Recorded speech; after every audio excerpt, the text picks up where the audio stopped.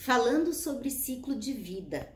É muito fácil a gente falar do início do ciclo, o nascimento, a formação da família, a adolescência, que eu falo muito. Mas como é complicado quando a gente começa a pensar no outro extremo, na finitude, na época em que a gente vai encerrando este ciclo. Por isso hoje, ainda com as reflexões pós-curso de luto, eu vim trazer para vocês um pensamento que a gente não costuma fazer, que é: e quando os nossos pais se vão?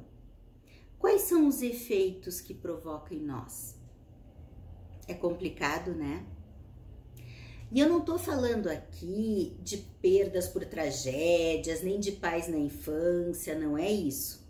O meu foco hoje é o envelhecimento, é quando eles vão chegando na finitude e, enfim, a morte dos genitores. O que acontece em cada um de nós? Vocês já perceberam que quando os pais começam a envelhecer, começam a dar sinais de fragilidade, muitas vezes é muito difícil a gente poder olhar e enxergar?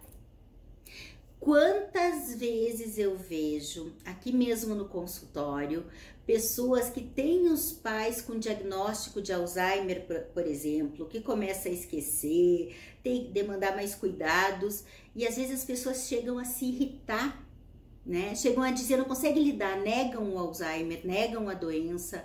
Eu ouço coisas tipo: ah, mãe, tu já falou isso 2, 3 vezes, e perdem a paciência, quando na verdade aquela pessoa que tá ali às vezes já nem é mais a mãe que tinha antes. É uma pessoa que é a doença que tá falando, é uma pessoa que já está debilitada, que já não consegue mais lembrar, que repete. Mas é justamente por isso que provoca esses sentimentos. O que acontece? Qual é o reflexo em nós de ver esse envelhecimento e esse enfraquecimento dos pais? Primeiro, é justamente isso. É ver que ali não está mais o pai ou a mãe da nossa infância, da nossa adolescência, aquela pessoa que a gente tinha como tão poderosa. Acontece que eles fazem uma baita traição com a gente quando eles começam a envelhecer e enfraquecer. Porque aí os adultos e poderosos e que cuidam e que olham, temos que ser nós. Claro que essa traição eu tô falando de uma forma jocosa, né? Porque na verdade o que acontece? Quando os pais começam a envelhecer e a definhar ou deixar de estar nas suas plenas capacidades, a próxima geração que estará envelhecendo somos nós. Então, do ponto de vista individual, a finitude dos pais lembra a nossa própria finitude. O envelhecimento dos pais lembra o nosso próprio envelhecimento. E quando o primeiro deles falece, começa em nós o ciclo da orfandade. Começa em nós o ciclo de olhar para o espelho e dizer: bem, quando o patriarca dessa geração se for, eu vou ser o próximo, eu vou ser a geração dos mais velhos. E isso pode ser muito pesado para muitas pessoas, pode ser até assustador. Por isso muitos lidam com tanta dificuldade com o envelhecimento dos pais, quando eles começam a ficar menos plenos dos seus poderes. Não só porque demanda cuidado, mas principalmente porque é difícil aceitar que aquele herói da infância hoje está frágil, não tem mais aquela mesma capacidade que tinha antes. Agora, e do ponto de vista familiar? A gente não se dá conta, mas quando os pais morrem, a gente diz que começa uma sensação de orfandade coletiva. Isso quer dizer quando se tem irmãos, né? Porque tem os filhos únicos, que daí esses se sentem mais órfãos ainda. Quando morre a família, é como se existisse um mito da família eterna. Todos nós temos uma crença, mesmo que a gente não se dê conta, que a nossa família vai ser para sempre. A família é nosso porto seguro, é nosso esteio, a gente tem a nossa referência sempre ali. Parece que é a única coisa certa. Só que não é. Quando os pais morrem, morre com eles a família. Aquela família original como era. Agora fica só a geração dos irmãos, as famílias dos irmãos. Aí a frátria se fortalece, sim, muitas vezes, mas existe o luto, então, pelos pais e o luto pela família que a gente conhecia.